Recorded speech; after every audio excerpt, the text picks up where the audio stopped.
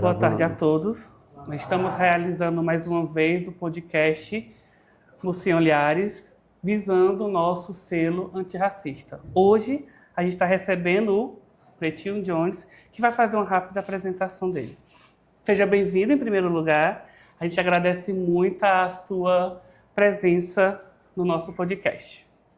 Bom, agradeço muito também pela oportunidade de bate-papo, né? É um podcast, mas na verdade o podcast se trata de uma metodologia para a gente bater um papo, conversar e agregar valor ao processo educativo aqui, né? A trazer um pouco do processo cultural e promover um diálogo que a gente vem discutindo muito dentro do setor cultural, que é essa ponte entre a cultura e a educação, diga-se de passagem, a educação formal, né? E eu sou Pretinho Jones e sou uma pessoa, fazer aqui uma autodescrição, eu sou uma pessoa de pele parda, uso dreads, né? Eu estou usando uma camiseta preta com os detalhes brancos, né? Um pouco camuflada. À minha frente aqui tem um atabaque e um pandeiro de couro. E estou aqui na companhia de alunos aqui da escola Monsenhor Linhares. Então essa é a minha autodescrição. Eu sou uma pessoa que atua dentro do movimento da cultura afro-brasileira e estamos aqui justamente para tratar desse assunto, né? E representando o Centro Mandinga na Ribeira. Pronto, pessoal. Para quem está assistindo, o nosso podcast vai ser um pouco diferente. Ele não vai ter um apresentador, ele vai ter vários apresentadores. Quem vai apresentar o nosso podcast é a nossa turma. Eles vão fazer perguntas, vão interagir com o nosso entrevistado.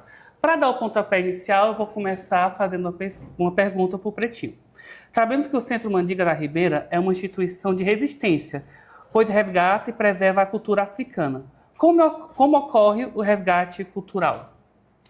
Bom, esse resgate, né, e a gente poderia colocar como resgate, mas na verdade podemos chamar de valorização mesmo, né? Porque o resgate ele está muito associado à questão do resgatar algo que está esquecido, né? Algo que muitas vezes não está sendo mais praticado ali no meio social. Então, pelo menos a forma dentro do setor cultural, a gente trata o resgate por esse ponto de vista, né? De resgatar de fato, né? Aquilo que está esquecido, e a gente vai lá e resgata aquela manifestação. Então, o trabalho que nós fazemos é um trabalho de promoção mesmo, um trabalho de valorização da cultura afro-brasileira, das manifestações da cultura afro e da cultura tradicional popular, que é o caso do reizado, né? Então, nós trazemos isso à tona e trabalhamos com a cultura afro-brasileira e a cultura tradicional popular a partir de 3 eixos, que é o eixo simbólico, que é a valorização, a difusão desse trabalho mesmo, né, dentro da comunidade, levando esse trabalho também para outras cidades, para outros países. O eixo econômico, então a gente trabalha um conceito que nós chamamos de economia criativa dentro desse movimento cultural, que é a geração de emprego e renda, a valorização dos profissionais, a valorização de toda uma cadeia produtiva a partir da capoeira, das danças africanas, do próprio reizado, e o eixo da cidadania, que é justamente a garantia de direitos, que é um direito, o acesso à cultura é um direito constitucional, ou seja, está na Constituição brasileira. Mas não é bem a verdade, né? Na nossa realidade, nós não temos muito acesso à cultura, assim como nós não temos muito acesso, um acesso fácil, por exemplo, a uma sala de cinema na nossa cidade, a um teatro, a uma biblioteca qualificada. Infelizmente, nós não temos, e é um direito constitucional. E, portanto, nós acreditamos nesse eixo da cidadania como um processo de garantia de direito, sobretudo para as crianças e para o público que está em situação de vulnerabilidade social, né? São crianças, pessoas de periferia, pessoas de comunidades rurais. Então, nós atendemos justamente esse público E o Mandignar Ribeiro, o trabalho de valorização da cultura é baseado nesses 3 eixos, né? Que é o eixo simbólico, o eixo econômico e o eixo da cidadania.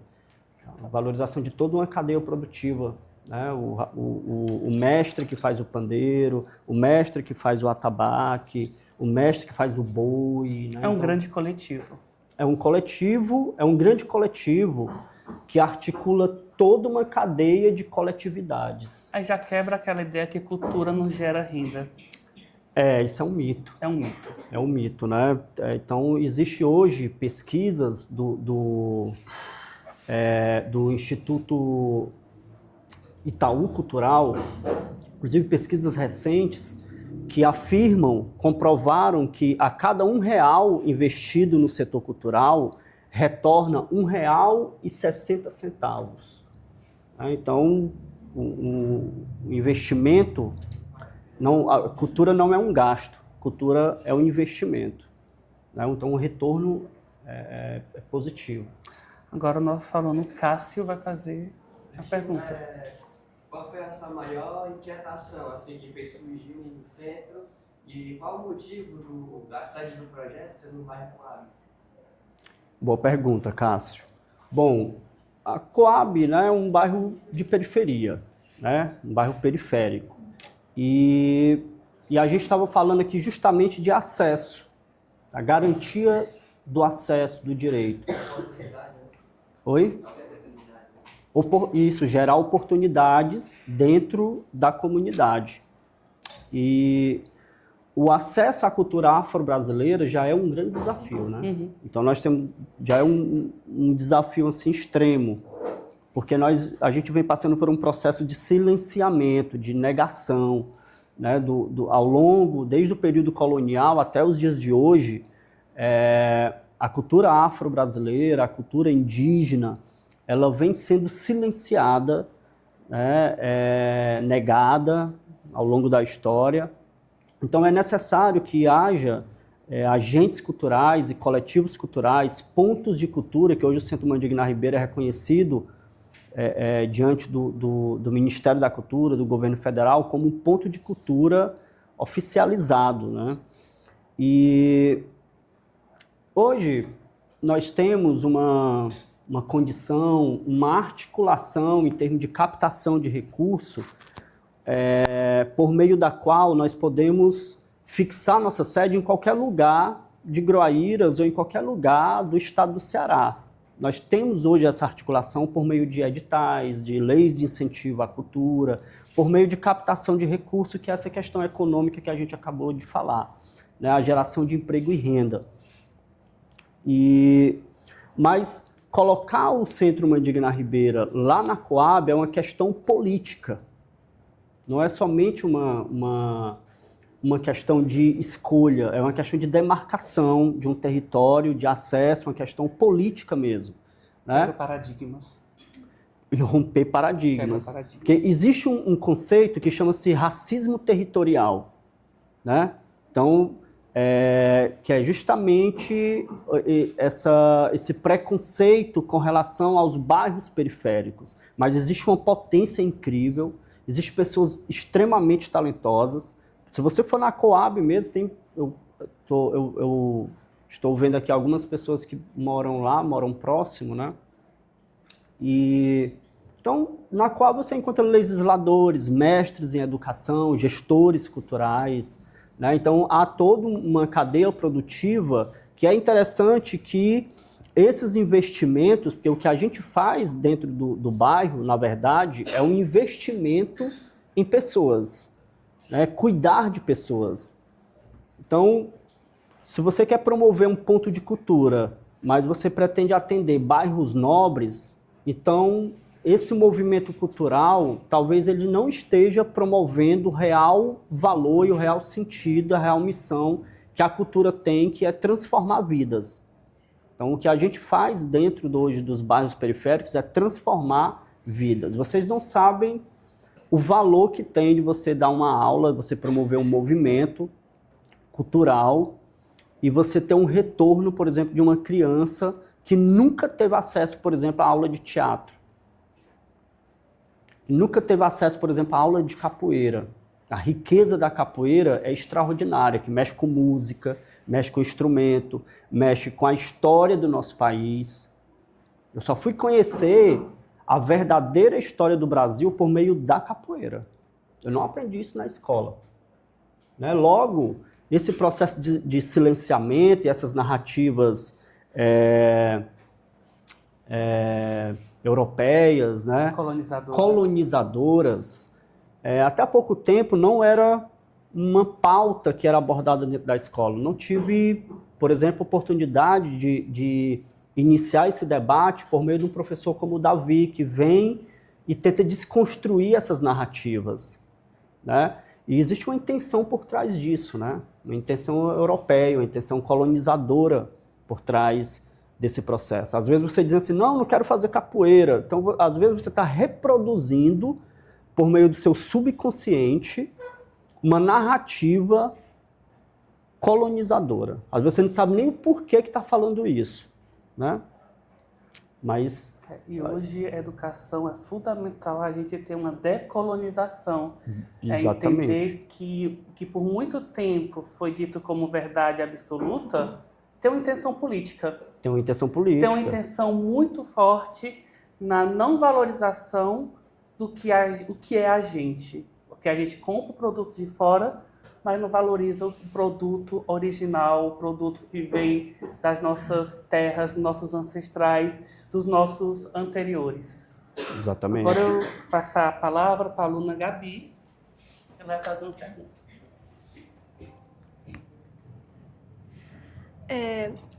Por que, assim, até os dias de hoje, continua sendo importante a gente preservar, valorizar a cultura e as tradições afro-brasileiras, assim, tais quais o maracatu, o candomblé e a capoeira?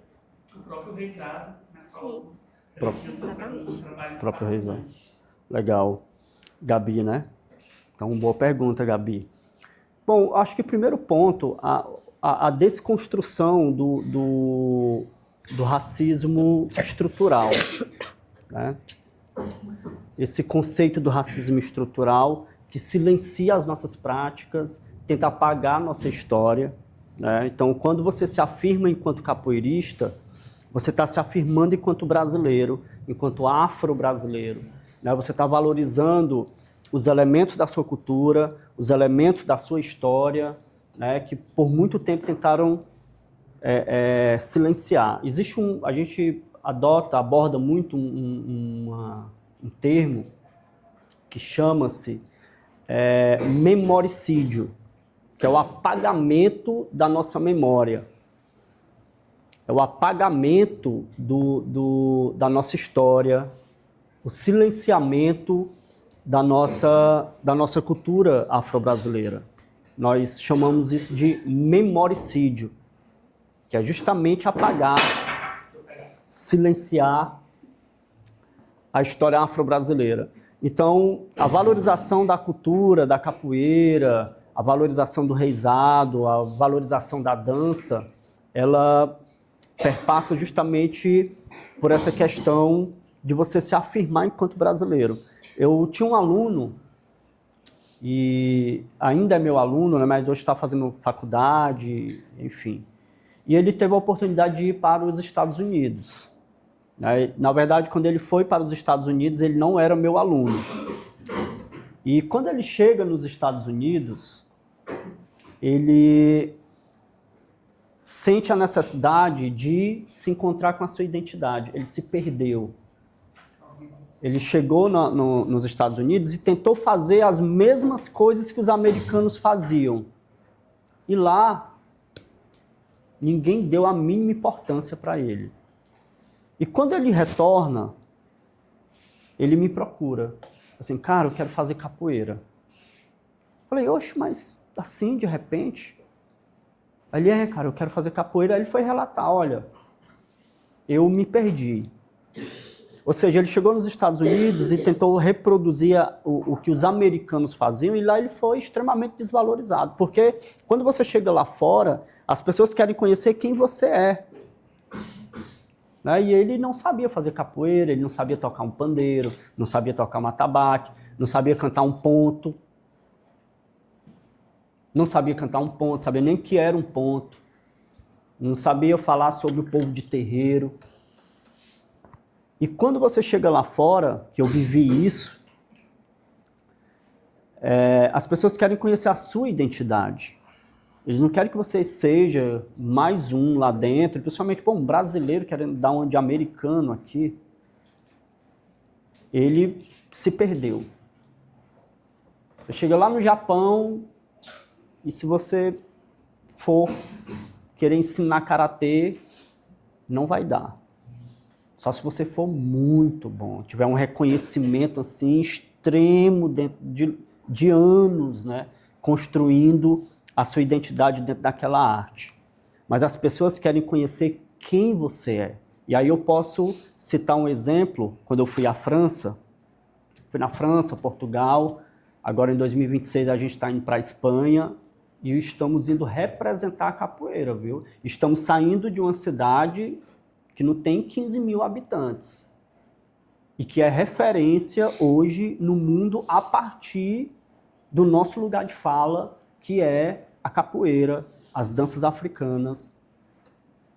Então a gente vai fazer uma turnê agora na Europa, início era para ser agora, em 2025, só que a gente está cuidando de alguns editais, cuidando de alguns projetos, e a agenda não permite que a gente realizasse essa turnê agora. E quando eu chego na França pela primeira vez, em Portugal, em Lisboa, numa entrevista, o pessoal me pergunta, aliás, a gente estava descendo do aeroporto em Lisboa e lá tem uma espécie de alfândega, onde as pessoas que estão chegando no país são entrevistadas para saber o que é que você vai fazer lá no país, né? O que é que você está aqui para quê? Né? Porque tem muitas pessoas que vão e às vezes por meio da conversa, galera tudo perito, descobre que a pessoa quer ficar lá. Sim. Né? Forçada. Exatamente. E aí, a Polícia Federal de Portugal que faz essa abordagem. Né? É de praxe, isso é normal.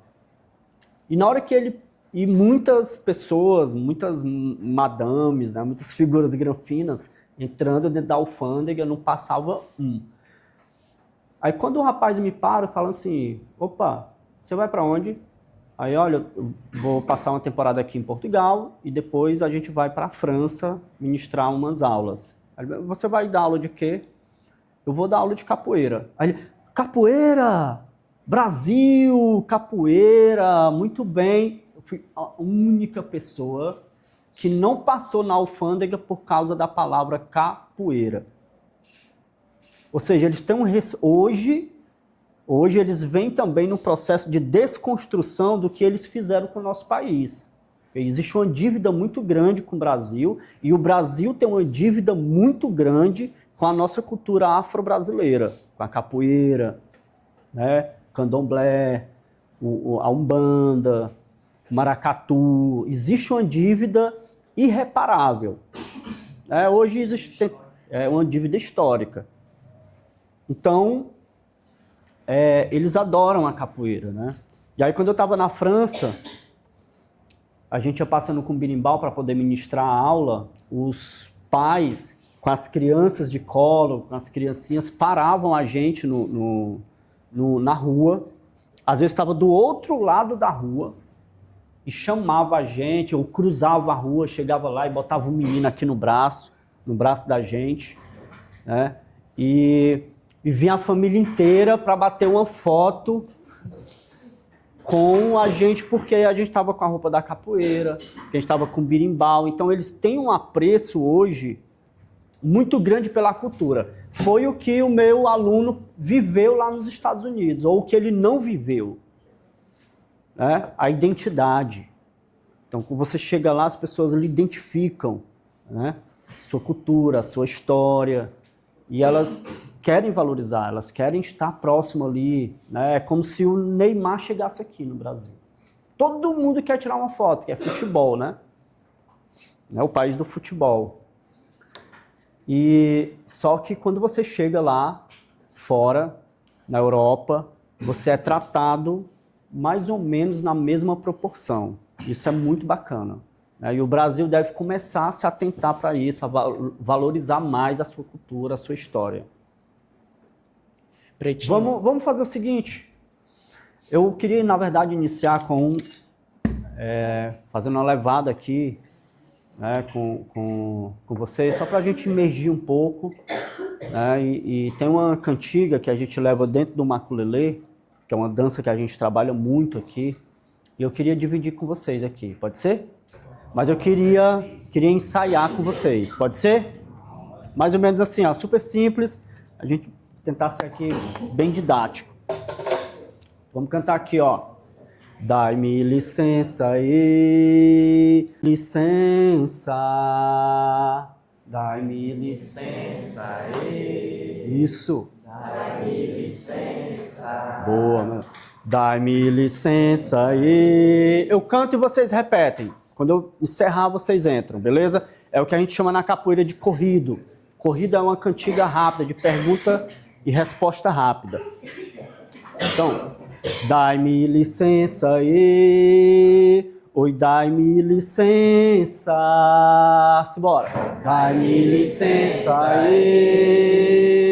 dai-me licença, oi, dai-me licença, aqui nesse ganzoá. Dai-me licença, aqui nesse ganzoá. Oi, dai-me licença, aqui nesse ganzoá. Dai-me licença, aqui nesse ganzoá. Oxóssi é caçador, é caçador, é caçador. Oxóssi é caçador, é caçador, é caçador. Oxóssi é caçador, é caçador, é caçador. Oxóssi é caçador, é caçador, é caçador.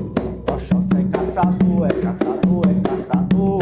Oxóssi é caçador, é caçador, é caçador. Vai lá! Oxóssi é caçador, é caçador, é caçador. Oxóssi é caçador, é caçador, é caçador. Dai-me licença, dai-me licença. Vai! Dai-me licença, dai-me licença.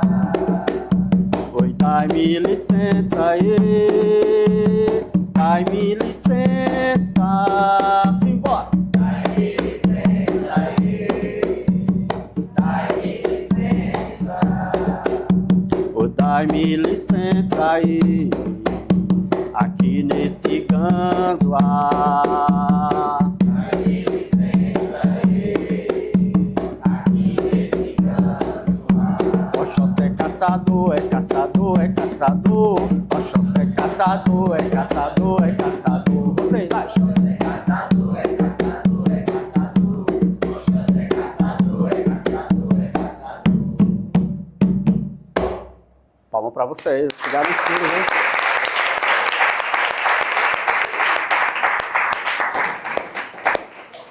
Boa. Muito bom, viu? Muito bom. Então é para abrir. Eu ia abrir com essa cantiga, mas aí toda hora é hora, né? Então, Eu ia perguntar, porque tipo assim, você falou de racismo estrutural, falou sobre identidade nacional, e aí eu ia perguntar que como é que o racismo estrutural ele impacta o reconhecimento da cultura negra como parte fundamental da identidade nacional? o racismo estrutural, ele vem sendo forjado desde o período colonial, né? Então, é algo muito forte.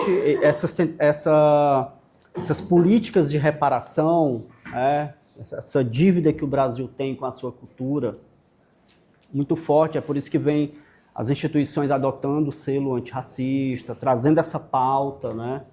Trazendo essa pauta. E é importantíssimo, em primeiro lugar, a gente se reconhecer como agentes, né? Agentes de cultura, agentes da educação, responsáveis por abordar essa pauta na escola, abordar essa pauta dentro da sua casa, com seus amigos, evitar termos, né, termos pejorativos, termos que tentam diminuir a cultura afro-brasileira, a cultura negra. Então, o racismo estrutural, ele se desenha de forma, muitas vezes, disfarçada, né, na tentativa de apagar, um apagamento, promover esse apagamento da nossa cultura afro-brasileira. E isso é muito forte, porque o próprio Estado, ele funciona numa estrutura, né, numa política, numa poética racista.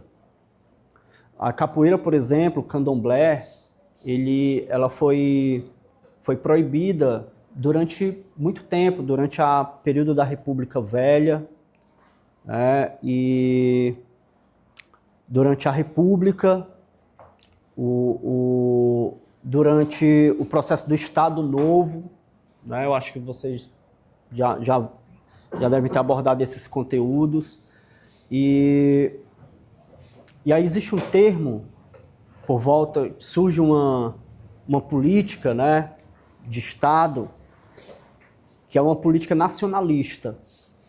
Na época de Getúlio Vargas, né, por volta aí em meados da década de 1930 até 1945, aproximadamente, surge essas narrativas essas políticas voltadas para o nacionalismo, que é uma valorização fake da cultura brasileira.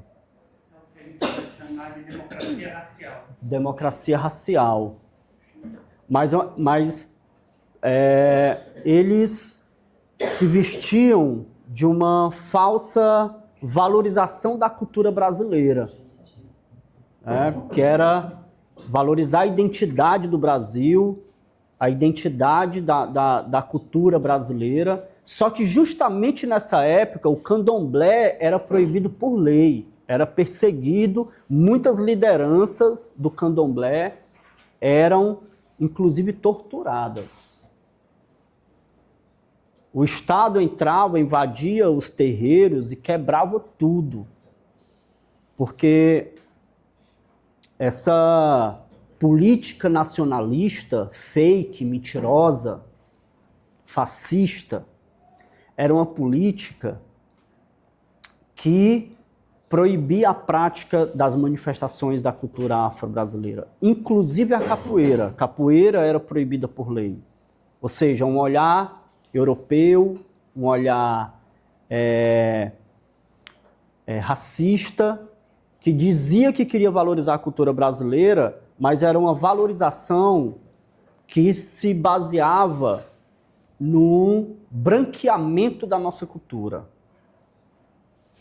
E aí, é aí onde surge, inclusive, a história da capoeira regional. A capoeira regional, ela vem a partir de uma tentativa de atender o olhar branco, que não era conhecido como capoeira regional, era luta regional baiana. Então existia a capoeira Angola, hoje nós somos capoeira Angola justamente por isso, porque nós afirmamos uma identidade afro-brasileira. Então quando você estiver conversando com alguém, um capoeirista, que ele falar assim, olha, eu sou capoeira Angola, então você pode ter certeza que esse cara ele tem uma visão diferenciada acerca da valorização de fato da cultura afro-brasileira, da nossa identidade cultural. Que a luta regional baiana nada mais era do que, nessa época do nacionalismo, eles pegaram golpes de outras artes marciais e criaram essa luta regional baiana. Ou seja, era algo que já vinha maquiado, que já vinha branqueado.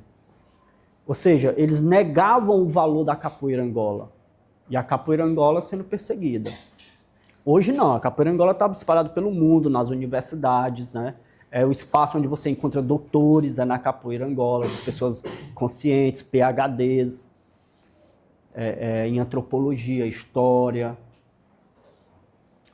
E então o racismo estrutural ele trouxe um dano quase que irreversível para a cultura afro-brasileira, né? Manifestações que eram proibidas por lei. No período colonial e no período da República Velha,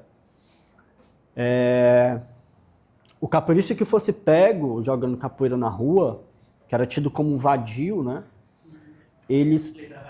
A lei da vadiagem, e antes de ser previsto no Código Penal, o capoeirista era punido com 200 chicotadas regada a sal e vinagre. Essa era a punição para quem fosse pego jogando capoeira. Então justamente para alimentar, isso são histórias, né? Que vão alimentando uma ideia na cabeça de quem vai crescendo e não conhece a história, só vai reproduzindo, não quero fazer capoeira por isso, por aquilo, porque essas narrativas, elas são introjetadas dentro da cabeça. E você não sabe, às vezes, você cresce reproduzindo isso sem saber o real motivo. E para saber o real motivo, você tem que entender a história. Como foi que surgiu tudo isso? Você falando isso, eu lembrei de um livro que eu li recentemente, como me fugiu o nome do filósofo, que é a Necropolítica. Como o Estado ele produz política não para a vida, não para garantir a vida, mas sim a própria morte. É quem tem direito a usufruir os espaços públicos, quem tem direito a usufruir os médicos, o centro da cidade. Voltando pelo que o Pretinho estava falando, a gente vai ter uma política de branqueamento que vai trazer migrantes da Europa, enfim, França, vem galera da Espanha, vem galera do próprio Portugal, para ocupar esses espaços. Com que intuito? Qual é o intuito dessas políticas? É algo que a gente tem que pensar, é algo que a gente tem que refletir. Era de fato uma intenção política, né? Então, você pode ser pego pensando assim, poxa, a cultura da Europa é melhor, que vem de fora é melhor. E não estou falando necessariamente da capoeira, das manifestações afro-brasileiras. Então, certamente você está reproduzindo, né? Todos nós aqui somos vítima dessas narrativas. E, gente, numa boa, se você quer entrar na mente de uma pessoa, conte uma história. Esse é o primeiro princípio da hipnose, inclusive. Se você quer entrar na mente de uma pessoa, você conte uma história. Agora imagina você, desde bebê, ouvindo uma história, o mesmo discurso, uma história, olha, a cultura negra é isso, mas existe uma intenção fascista por trás disso, uma intenção política fascista por trás disso. Aí você se pega reproduzindo algo que introjetaram na sua cabeça e você nem sabe. Então você às vezes está reproduzindo algo que você nem quer reproduzir. Então você está reproduzindo o pensamento de quem? Então se você quer entrar na mente de uma pessoa, conte uma história.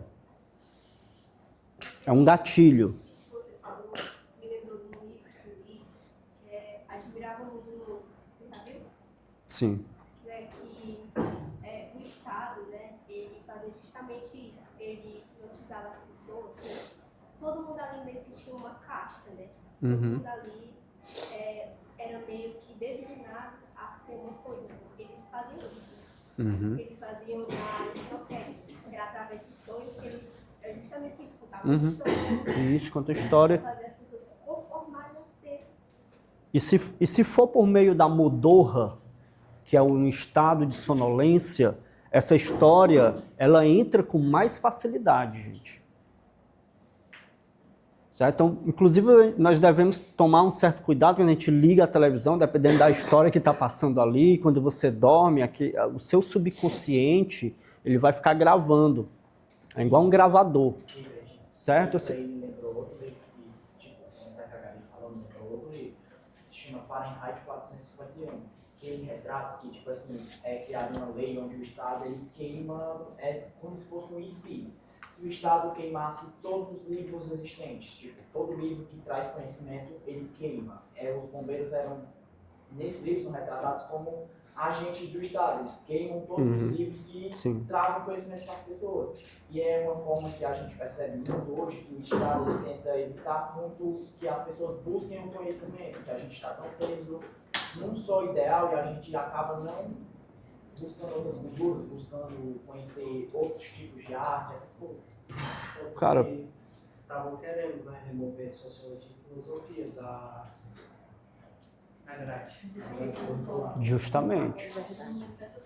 Justamente. Então, assim, vocês estão trazendo aqui algumas narrativas que não é necessariamente uma voltada, não sei, talvez não seja escritores, né, afro-brasileiros, negros, mas isso pouco importa. O que importa é a transformação, né, e esse abrir, né, de mentalidade, de visão. Então, lembra muito a Alemanha nazista, né? Por que eles queimavam os livros? Porque os livros têm histórias e as histórias constroem, edificam e faz com que você abra o seu mindset, né? Abra a sua cabeça, abra a sua mente, que você cresça e desenvolva. Agora, é só a gente também, uma das formas de romper com essas narrativas é fazer perguntas. Você se perguntar por que eu não posso ler um livro? Por que eu não posso ter acesso à capoeira? Por que eu não posso ter acesso aos livros? Por que queimam os livros? Né? Então, é muito importante você também questionar. É uma forma de você se afirmar, se posicionar. E o que vocês estão trazendo agora, eu costumo chamar de conhecimento e conceito de lateralidade. Por exemplo, eu faço capoeira, eu bebo de fontes da literatura afro-brasileira, da literatura negra, mas eu gosto de ler outros livros e beber de outros conceitos, porque isso vai te dar uma visão de lateralidade. Porque se eu vou falar de economia criativa dentro da cultura, eu tenho que entender um pouco sobre empreendedorismo, eu tenho que entender um pouco sobre gestão, empreendedorismo cultural. Eu sou um empreendedor cultural. Eu sou gestor e empreendedor criativo. Eu trabalho somente com o setor cultural. A nossa instituição hoje gera renda para diversos profissionais de Sobral, aqui de Groaíras, do Rio de Janeiro. Então, a gente movimenta os mestres da cultura popular e pessoas que, não vou falar de valores aqui financeiros, mas pessoas que ganham muito bem, obrigado. Se você vai dizer, você quer sair para fazer uma transição de carreira? A pessoa vai dizer, não estou bem aqui. Então é mais ou menos isso. Então são essas narrativas que você vai reproduzindo, que entraram na sua mente, é importante você questionar. Você só rompe esse ciclo, esses padrões de comportamento, de pensamento, se você questionar. Por quê? Né? Por que o Isaac é imerso dentro do processo da capoeira, do reizado, das danças, do tambor? Porque ele não escuta, não se alimenta dessas narrativas colonizadoras. Você falou da questão familiar, né? Que as pessoas têm, por exemplo, os pais, botam na cabeça dos filhos.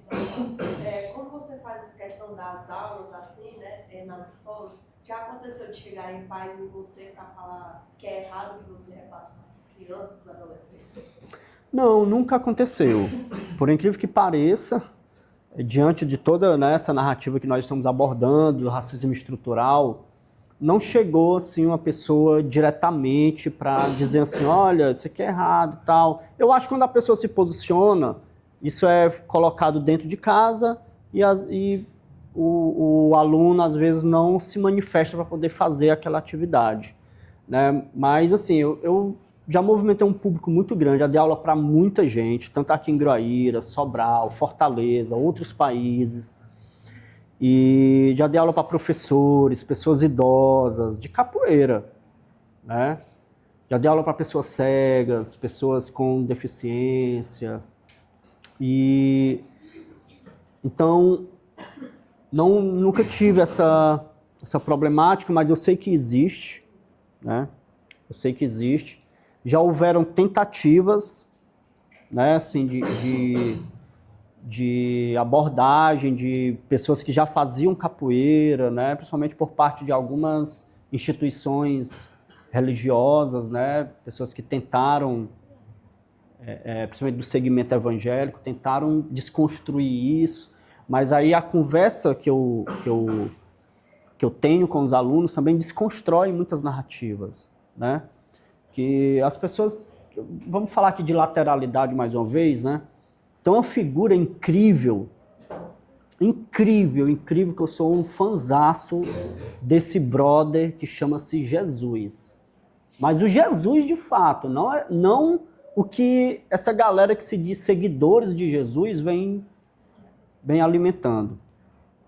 Mas tem o Jesus vai ter uma história maravilhosa de rompimento de preconceitos, abraçava todo mundo, cuidava de todo mundo, acolhia todo mundo, desconstruía o racismo estrutural. Ele era uma liderança que estava na comunidade, acolhendo pessoas com deficiência, pessoas pobres, pessoas negras, abraçava todo mundo. Aí a galera quer se dizer seguidores de Jesus, promovendo discórdia, dizendo, não faz isso aqui é do mal. Isso aqui é coisa do não sei o quê. Gente, isso é sem noção. Independentemente da religião onde você esteja, você tem que fazer o bem. A partir do momento que eu olho para você, por exemplo, e lhe trato com preconceito, que Deus é esse? Que seguidor de Jesus é esse, gente? Isso não faz sentido. Jesus, com certeza ele estaria fazendo capoeira nos dias de hoje. Eles estariam frequentando os terreiros junto com a galera também. E ao mesmo tempo saía de lá e ia lá na igreja católica. Ia lá na igreja evangélica. Primeiro de tudo que não existia essas coisas dos templos e igrejas que segmentam as pessoas e separam as pessoas. E eu lhe vejo dessa forma. O cara tem dread. Então eu não vou falar com ele porque está errado. Se você acredita em Jesus por esse ponto de vista, velho, não, está errado. Então tá separando você das pessoas, você não consegue ver o valor que as pessoas têm, potencial que tem cada pessoa, está errado. Está redondamente errado. Você se acha melhor do que as pessoas porque você está num altar ou está num... Está errado. Está redondamente errado. Você não fala com o cara porque o cara é de terreiro. Está errado. Que seguidor é esse? Então é uma reflexão, esse bate-papo aqui, eu acho que um dos bate-papos mais massa que eu já tive dentro da escola, justamente por isso, porque eu acho que a conversa, a gente tem que romper, certo? A gente tem que romper com essas narrativas. Boa tarde, mestre Pretinho. Na verdade, eu tenho 3 perguntas que eu queria primeiro enfatizar, né, que é bastante notável que a instituição Mandiga na Ribeira, ela tem um papel muito ativo na comunidade grairense, na questão de trazer a cultura da capoeira. E a minha outra pergunta é se vocês levam essas expressões culturais para outras comunidades e como vocês são recepcionados nessas outras comunidades. É uma boa pergunta. Bom, eu acredito na capoeira e na cultura, na arte, como um processo de transformação humana e social. Então, a arte ela tem que transformar. Eu costumo dizer para os meus alunos, né, que se você chega na capoeira e se você não sair melhor de lá, então nós não estamos cumprindo com a nossa missão. Você tem que sair melhor, você tem que sair com a mente mais arejada, você tem que sair alegre, você tem que sair mais forte, você tem que sair com o seu corpo revigorado com a sua mente ou com o seu espírito, então você tem que sair melhor. Então a função da arte é transformar, seja do ponto de vista pessoal, né, do ponto de vista emocional, mental, ou do ponto de vista social, né? Por exemplo, hoje eu trabalho com capoeira, hoje eu fui em Portugal, já fui na França, a gente vai agora para a Espanha, e né, o meu lugar de fala é dentro de uma comunidade periférica. Mas eu poderia morar em qualquer lugar, mas eu quero estar lá por uma questão política, de garantia de direito, de garantia de acesso, de democratização do acesso à cultura. E, portanto, essa transformação ela só funciona se for por meio do que nós chamamos de difusão cultural, que é levar essas manifestações para o maior número de pessoas possíveis. Então, a gente dá aula lá dentro da comunidade, tem o Gustavo que está fazendo um trabalho aqui com a capoeira também, já levamos para comunidades rurais, a capoeira, o reizado, né, para outras escolas, o diálogo com a comunidade escolar, e para outros países também, né? Para outras capitais, João Pessoa, Recife, Fortaleza, Brasília, Rio de Janeiro, São Paulo, França. Lá na França nós estivemos em Lyon, estivemos em Bordeaux, estivemos em Marseille, são cidades francesas. Nós já estivemos em Lisboa, capital de Portugal. Vamos agora para Madrid e de lá vamos seguir numa turnê onde a gente vai passar pela Inglaterra, vamos passar pela Alemanha, vamos passar pela França e vamos passar também Alemanha, França e... Não, Itália não. É London, França, Paris, Madrid e Portugal. São esses países.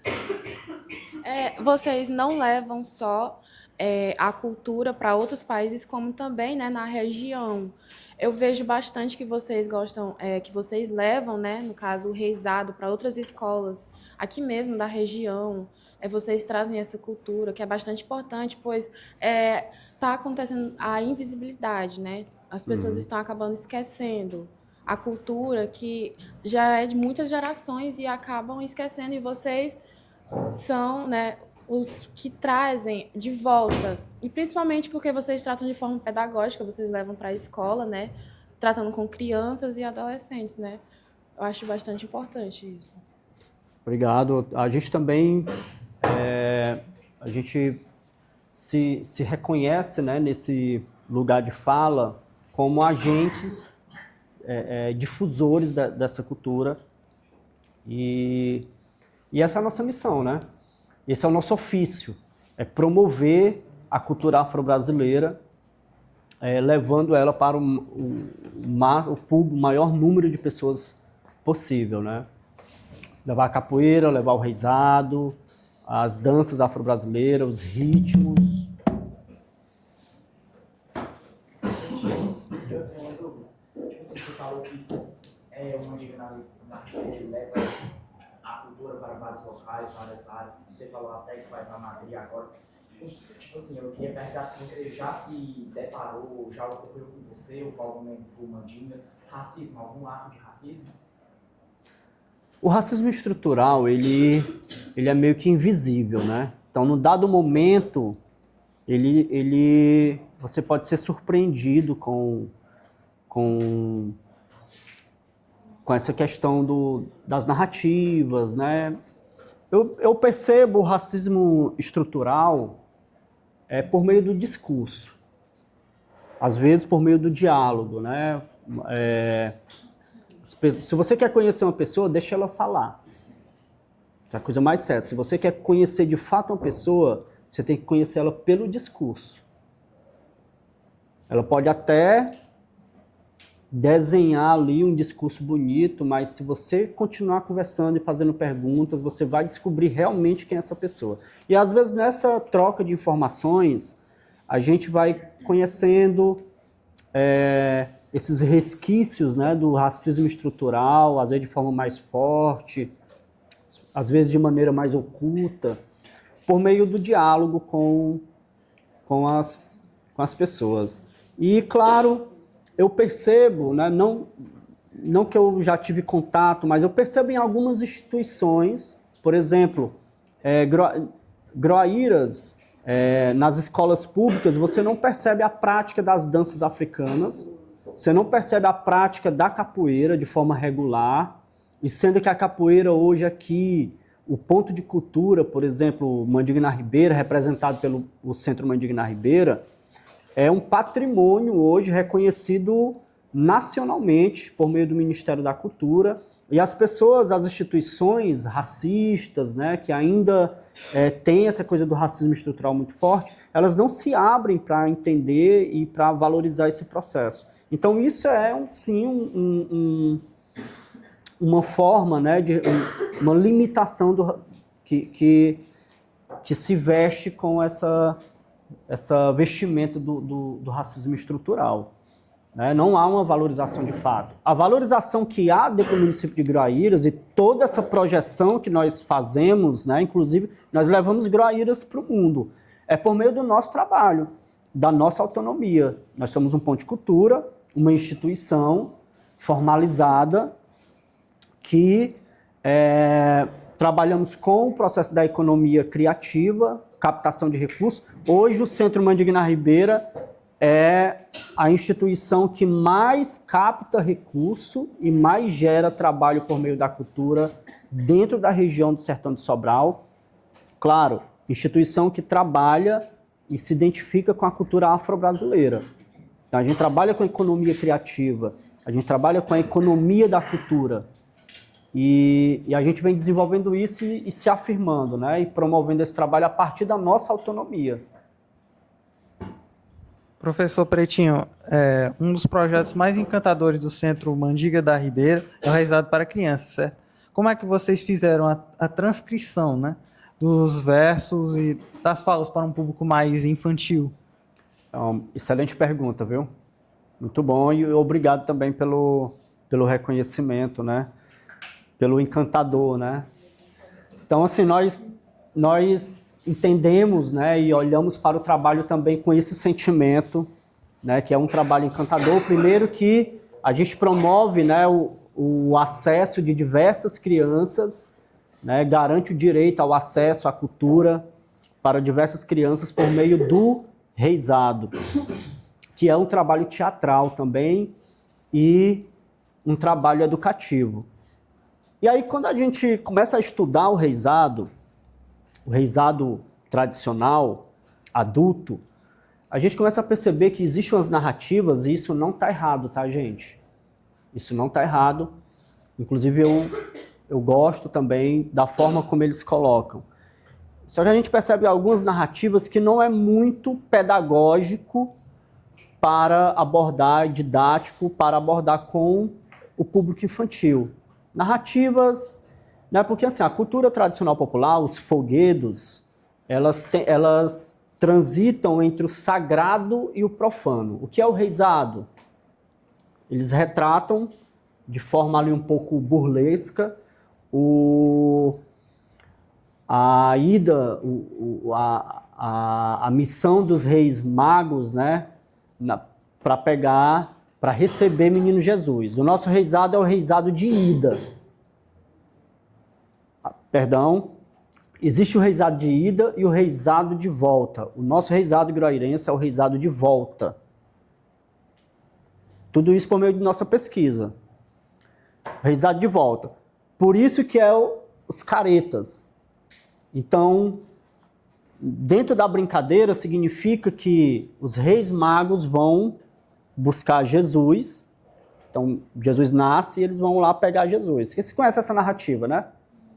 E eles voltam mascarados para poder esconder o menino Jesus. Né? diante de toda a história, né, sobre Jesus, o nascimento de Jesus, eles voltam escondendo o menino Jesus, certo? Então, o nosso reisado, ele trabalha com essa narrativa.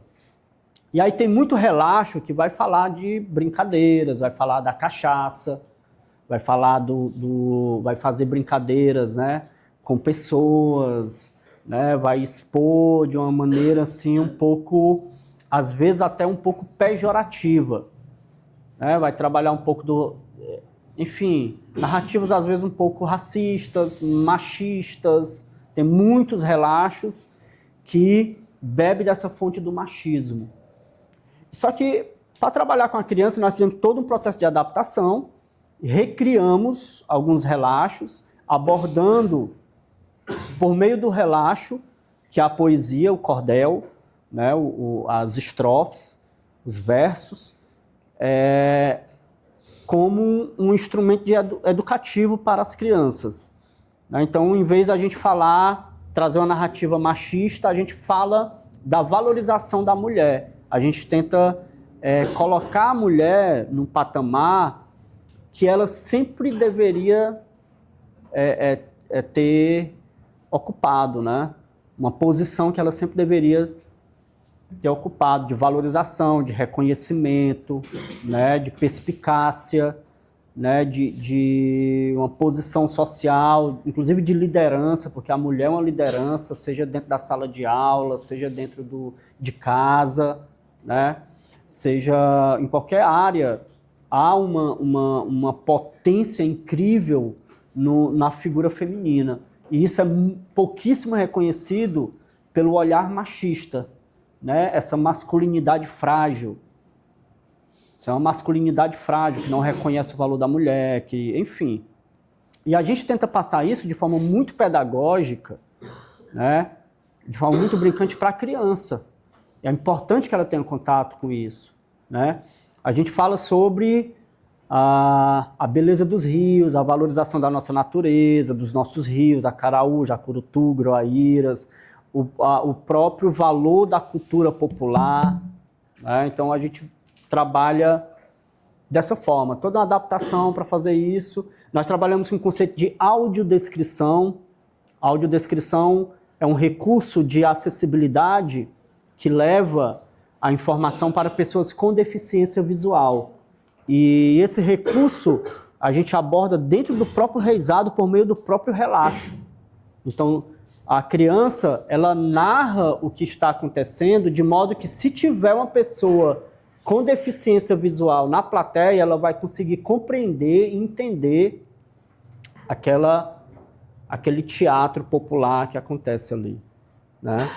Mas o reisado tradicional adulto, tradicional, ancestral, não tem nada de errado com ele, tá bom? É só nós acreditamos que isso pode ser desconstruído e fazemos dessa forma para atender o público infantil. Pretinho também tem uma pergunta que é, por exemplo, pessoas pardas ou brancas, quando você acredita que elas estão se apropriando da cultura afro-brasileira? E também gera outra pergunta, essas pessoas, quando elas começam a participar, se elas não corresponderem aos costumes e tradições antigas, isso pode gerar um certo, como uma forma de desrespeito à cultura afro-brasileira? Eu acredito que sim. Eu acho que a gente vive num país diverso, né? Então, a pessoa branca, ela tem direito ao acesso às manifestações da cultura, como qualquer outra. Então, eu conheço mestres de capoeira, por exemplo, são brancos, mas que promovem a cultura negra muito mais do que as próprias representações que são negras. Um trabalho incrível que é desenvolvido no Brasil afora. Agora, que é ir respondendo a sua pergunta, se esse agente cultural, né, ele se utiliza das manifestações da cultura afro-brasileira justamente para afirmar essas narrativas colonizadoras, e aí aí tá errado. Aí precisa de uma reflexão, né, e de um questionamento, de modo que essa pessoa possa repensar suas práticas. Né? Eu já estive em eventos que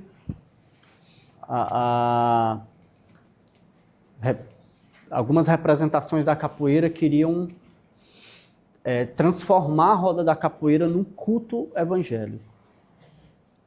E aí, gente, nenhum problema com o culto evangélico, total respeito, né? Eu acho que a gente acabou de falar sobre isso, né? Sobre questões dos seguidores de Jesus, né? Jesus é uma figura maravilhosa, extraordinária. Mas, assim, você distorcer o movimento da capoeira para você introjetar essas narrativas, então isso é algo que deve ser questionado, né? E, de fato, isso não favorece, por exemplo, essa discussão que nós estamos tendo, todo esse movimento de desconstrução do racismo estrutural dentro do nosso país. Eu acho que a manifestação da cultura, da cultura afro-brasileira, ela tem que ser mantida, né? Ela tem que ser preservada. E é o que nós fazemos, e dessa forma a gente consegue aí se posicionar e demarcar esse espaço enquanto povo negro, enquanto manifestação da cultura afro-brasileira. Bom, Pretinho, o senhor, como produtor cultural, quais as principais dificuldades que você encontra nas políticas públicas? Olha, a principal dificuldade, vou ser bem sincero com vocês, a gente trabalha com editais de cultura. Tentando simplificar, os editais culturais é como se fossem concursos públicos. Você se prepara, então, a melhor escrita, o melhor projeto, ele vai ser selecionado, certo? E essa política, ela não consegue atender toda a diversidade de grupos e a totalidade de agentes culturais, ou seja, não consegue atender toda a demanda. Portanto, essas políticas públicas, as leis de incentivo, os editais culturais, para você adentrar nesse universo, ainda é necessário uma preparação técnica muito forte, muito qualificada. Hoje nós somos referência em editais culturais, participamos, ganhamos muitos editais, porém, essa política ela ainda é excludente, porque às vezes o Centro Mandigna Ribeira é contemplado, mas o grupo do meu amigo, que é uma coletividade também potente, não é contemplado. Às vezes o Centro Mandigna Ribeira é contemplado, mas a quadrilha tal, que faz um trabalho belíssimo, às vezes não é contemplado. O grupo de teatro tal, que faz também um trabalho de transformação humana, social, não é contemplado. Então essa política, ela não contempla toda essa demanda e toda a potência de trabalhos que acontecem no Ceará, em Groaíras, no Brasil afora. Portanto, o que vem sendo discutido hoje é uma política mais inclusiva, que realmente os grupos que... Tem gente produzindo muita coisa legal, sabe? Muita coisa bacana mesmo. Só que são, dentro do processo das políticas públicas, ainda excluídos por conta de... Participam, tentam, mas às vezes não conseguem, né? Então a gente vem discutindo isso. Acho que uma melhoria que poderia acontecer seria a gente estudar e ver possibilidades de mais grupos e mais pessoas terem acesso e essas políticas elas reduzir esse processo excludente que ainda é um fato. Infelizmente, ainda é um fato. Pretinho, eu gostaria de saber como você enxerga, né, essa valorização de uma cultura enlatada, estadunidense, europeia, em relação à cultura brasileira? Bom, eu acho que isso é um reflexo do racismo estrutural, né? É um reflexo do processo de colonização que o nosso Brasil sofreu. Então, o Brasil tem uma dívida com a cultura negra, o povo negro, as manifestações da cultura afro-brasileira. E isso vem sendo, a gente vem reproduzindo, nós abordamos, né, isso de forma profunda aqui nas perguntas anteriores. E esse reflexo do racismo estrutural, né, essa herança da colonização, faz com que algumas pessoas, né, isso interfere no pensamento, na mentalidade das pessoas, no sentido de valorizar mais o que é de fora, né, quando a pessoa não conhece a sua história, né, do que a sua cultura, os seus fazeres e saberes, né, que tem da sua terra. Né? Então, isso aí perpassa, por exemplo, pelo reizado também. Né? Você não vê um grande público procurando o reizado. Se não for o trabalho que a gente faz hoje lá dentro da comunidade, tornando possível, né, o acesso, essa garantia do direito ao acesso a uma manifestação teatral popular nossa, que é um patrimônio de Groaíras, repassando para as crianças. E eu acho que o segredo, um dos caminhos, uma das possibilidades chama-se formação. Formação de plateia, formação de público. Esse processo que nós estamos promovendo aqui, é um processo formativo. Não é, professora? É um processo formativo, né? Ou seja, um processo de formação, de diálogo, de conversação, e aí a gente vai formando e desconstruindo alguns conceitos que faz com que a gente perceba, né, a questão da introdução desses enlatados americanos. Mas aí é o seguinte, olha só, um país, um povo, uma cidade que não valoriza a sua cultura, que não valoriza a sua identidade cultural, é um povo sem história. O motivo pelo qual, num dado momento, você tem acesso a um enlatado americano é justamente a valorização dos Estados Unidos pelos produtos deles. Não sei se vocês já perceberam uma difusão. Isso é bacana porque a diversidade cultural também é legal, mas ela não pode vir em detrimento da nossa identidade cultural. A partir do momento que você diz, não, capoeira, aí você não sabe nem por que está pensando isso. Né? Isso ao longo da colonização, né? Por isso que a postura não pode ser somente decolonial. Nós adotamos uma postura no Centro Mandiga na Ribeira que é contracolonial. A narrativa do Nego Bispo, do mestre Nego Bispo.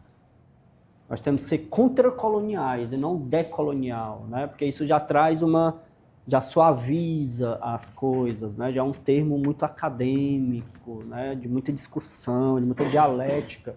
E vem Nego Bispo e chama de contracolonial.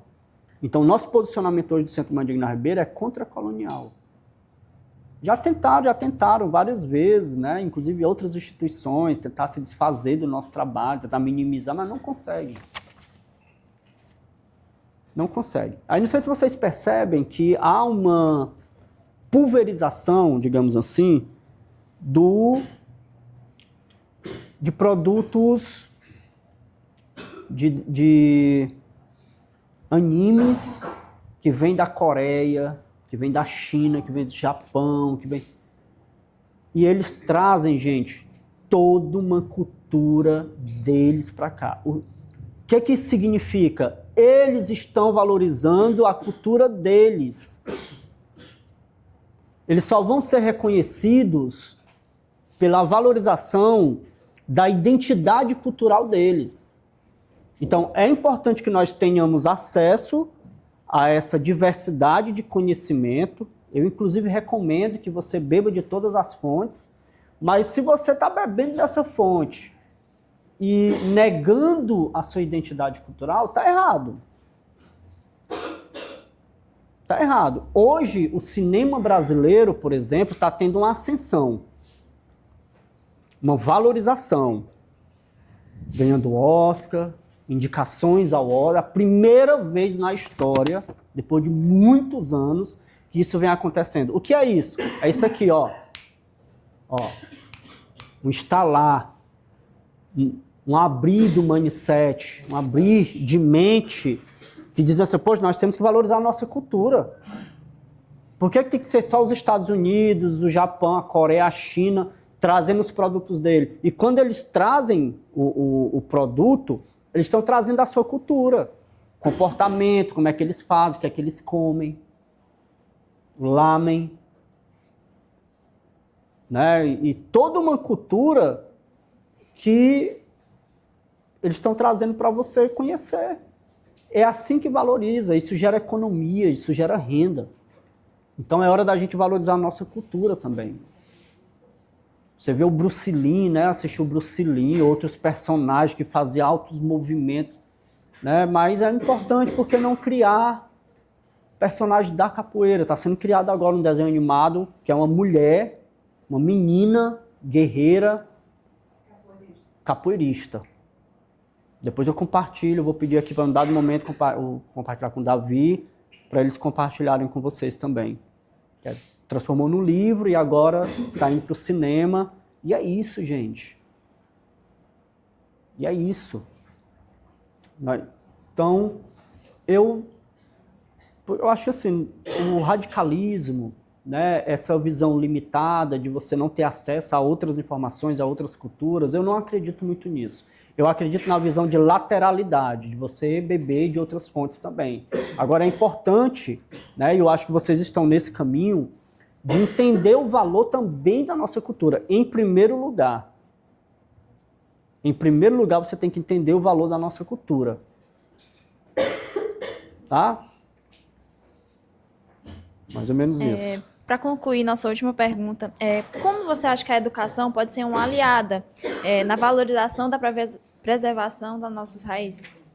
Olha, a educação, ela é fundamental em todos os processos, inclusive de promoção da cultura. Existe um termo que é adotado hoje dentro da gestão cultural que chama-se escolas livres de cultura. O Centro Mandigna Ribeira é uma escola livre de cultura. É uma escola. A banda de música de Groaíras, hoje, ela foi reativada, inclusive foi um projeto criado por mim, escrito por mim, e a reativação da banda de música foi um projeto meu, né, com toda a modéstia, e um projeto que foi um edital que surgiu no governo do estado, que chamava-se Toda Banda de Música é uma Escola. Então, porque o processo formativo e o processo de educação, ele está incorporado ao processo cultural. Disciplina. Quem pratica capoeira sabe do quanto, se você quer, por exemplo, a gente está indo para outros países, para a Europa, mas para isso é necessário disciplina. A gente vai estar participando de um turnê agora, Espanha, Madrid, França, London, mas nada disso vem à toa. Nada disso vem por acaso, gente. E na educação também. Se você quer conquistar espaço, se posicionar, e aí a arte, o esporte, a cultura feita com qualidade técnica, com responsabilidade, ela requer disciplina.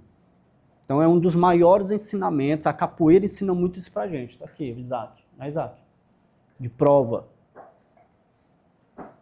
Todo dia, ou quase todo dia, ele se propõe, isso não é obrigatório, viu? Ele se propõe a treinar capoeira. E todo dia ele passa na casca do alho, como a gente diz. É todo dia. Isso é disciplina. Não é porque é capoeira, não é porque essa visão, o racismo estrutural vai olhar para a capoeira e dizer, capoeira? Meu amigo, você não sabe a transformação que a capoeira causa na sua vida. Se você se propor a fazer capoeira. Agora, se você for só pelo oba-oba, aí você vai fazer oba-oba em qualquer lugar da sua vida. Ou na capoeira, ou na educação, ou em qualquer lugar você vai querer fazer o oba-oba. Mas a capoeira ela é um instrumento, e o processo cultural é um instrumento de transformação humana e social, que requer disciplina, requer organização. Você não sabe o trabalho que dá para você elaborar um projeto, para você submeter a um edital, a pesquisa que você tem que fazer, o orçamento que você tem que montar, a equipe qualificada que você tem que fazer, o network, tem que fazer pontes com outros profissionais para poder agregar qualidade técnica ao seu trabalho. Então, a cultura e a arte, a cultura, ela é um processo educativo. Agora, vem se discutindo políticas para promover uma ponte entre o setor cultural e a educação formal. Isso ainda não é uma realidade. E o setor cultural ele precisa se preparar para isso, e o setor da educação precisa se preparar mais ainda. Tanto em termos estruturais e em termos de conceito, de mentalidade. Certa vez, eu estava em Recife, aí o diretor chegou, aí lá tem capoeira Angola, né? E eles estão também abordando essa história da escola antirracista, Aí lá tem capoeira Angola e tem karatê. Aí ele saiu, o diretor, para você ver assim que o posicionamento antirracista ele tem que ser na prática, ele tem que ser com alma, e não somente no discurso. Aí ele foi representar a escola, os resultados e tal, e tem uma manifestação dentro da escola que chama-se Capoeira Angola, de raiz. Uma cultura tradicional afro-brasileira dentro da escola, sendo praticada. Aí ele foi falar sobre narrativas antirracistas. Aí ele foi ressaltar um garoto que tinha vencido um campeonato de karatê, porque o garoto era negro. Gente, ele foi mostrar esse resultado, ele foi bombardeado. Porque assim, o campeonato, qualquer pessoa, a gente pode se afirmar e vencer um campeonato e ganhar uma medalha. Então, na verdade, ele pensou que ia falar sobre uma política antirracista e ele se afirmou como racista. Porque ele pegou o garoto e disse assim, olha, ele ganhou a medalha, então ele minimizou o potencial do garoto. Por que ele não pode ganhar a medalha? Isso lá em Recife. E nem falou da capoeira Angola, de raiz, berimbau truando dentro da escola, pandeira, a galera jogando capoeira, uma manifestação de identidade cultural. O que é isso? Silenciamento, negação. Isso chama-se memoricídio, o apagamento da memória afro-brasileira. As pessoas tendem a valorizar o que é concreto. É um prédio, conceito de patrimônio cultural. Por muito tempo, isso vem da Europa, sempre foi muito atrelado ao que é concreto, aos grandes monumentos e prédios. E em detrimento da sabedoria, às vezes da rezadeira que tem ali. Memoricídio é isso, é não reconhecer, principalmente quando a manifestação da cultura popular, ela vem de uma mestra. Esse apagamento é maior ainda. Porque se junta o memoricídio com o feminicídio, apagamento da mulher, uma série de um machismo. Se for uma mestra de capoeira Angola, aí que a galera... Então, no discurso, às vezes, é muito bonito. No discurso, às vezes, é muito bonito.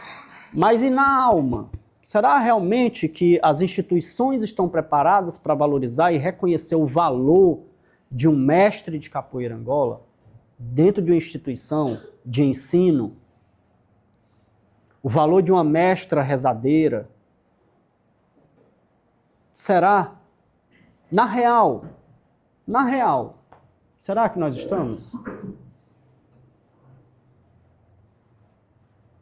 Então isso é racismo estrutural, a gente tem que descortinar ele. Tem que descortinar. Tem que ser na prática, gente. Tem que valorizar na prática. Por que ele não falou da capoeira Angola? Silenciou, memoricídio, apagamento. Ele não conhece de fato o real valor da manifestação dentro. O valor do birimbau. A complexidade de você executar um toque de birimbau. Toque no atabaque. Vamos ensaiar aqui, ó. Vim no navio de Aruanda, Aruanda e... Repete. Vim no navio de Aruanda, Aruanda e... Vim no navio de Aruanda, Aruanda. Vim no navio de Aruanda, Aruanda. Por que me trouxeram de Aruanda? Pra que me trouxeram de Aruanda? Vim no navio de Aruanda, Aruanda e... Vim no navio de Aruanda, Aruanda e... De Aruanda, Aruanda e... Vamos ensaiar de novo, vamos lá. Vim no navio de Aruanda, Aruanda e... Forte, vai, solta a voz. Vim no navio de Aruanda, Aruanda e... Agora eu. Vim no navio de Aruanda, Aruanda. Vim no navio de Aruanda, Aruanda. Por que me trouxeram de Aruanda? Repete. Por que me trouxeram de Aruanda? Pra que me trouxeram de Aruanda? Pra que me trouxeram de Aruanda? Vim no navio de Aruanda, Aruanda e... Vai.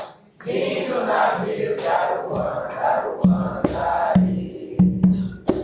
Vamos lá agora cantando, hein? Vim no navio de Aruanda, Aruanda e...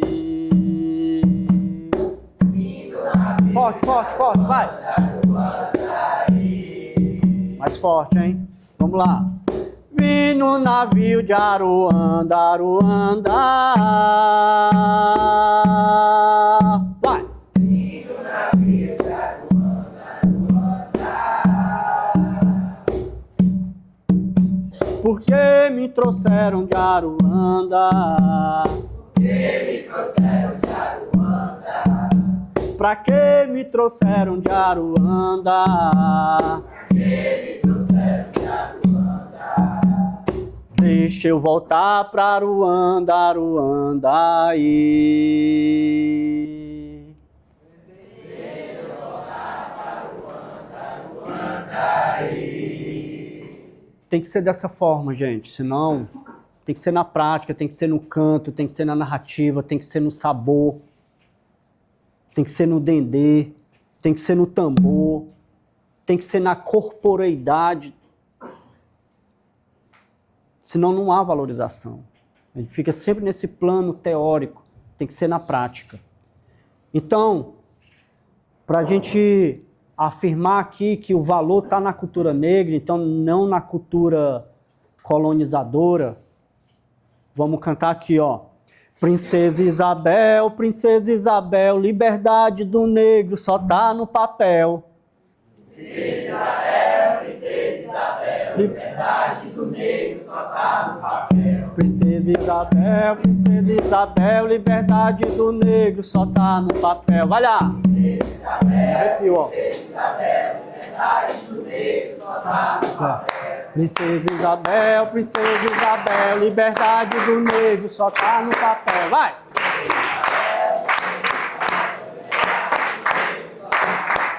Princesa Isabel, liberdade do negro só tá no papel.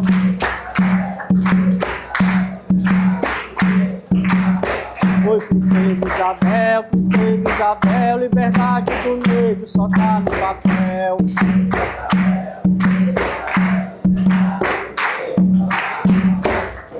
Beleza, uma salva de palmas pra vocês, ó.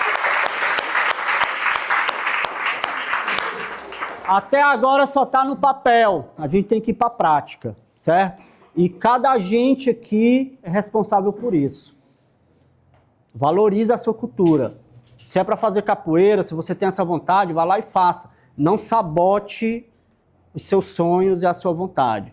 Quer fazer maracatu, vá lá e faça. Quer tocar o pandeiro, o atabaque, quer ir no terreiro, vá lá, conheça. Tem que ser na prática. Então nós temos que desconstruir isso. É desconstruir e é na prática. Certo? E a gente acabou de falar aqui sobre um brother que é Jesus também, que era uma figura extraordinária, negra, extraordinária, que abraçava todo mundo, acolhia todos, sem preconceito. Pessoas com deficiência, pessoas leprosas, prostitutas, mendigos. Procurem Padre Júlio Lancelotti no Instagram, tá? Padre Júlio Lancelotti. É uma das figuras que eu tenho uma grande admiração. Grande. Vocês vão entender o porquê.